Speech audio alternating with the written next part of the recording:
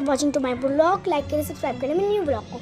यहाँ पे हम दे देते हैं Grandma has recovered now. The blanket is the wall looks brand new. The bed is so soft. Now there's a stove to keep. Grandpa is feeling there's delicious food now. No, the table is so beautiful. तो लग ही नहीं रहा। अरे लग जा भाई, अरे लग जा।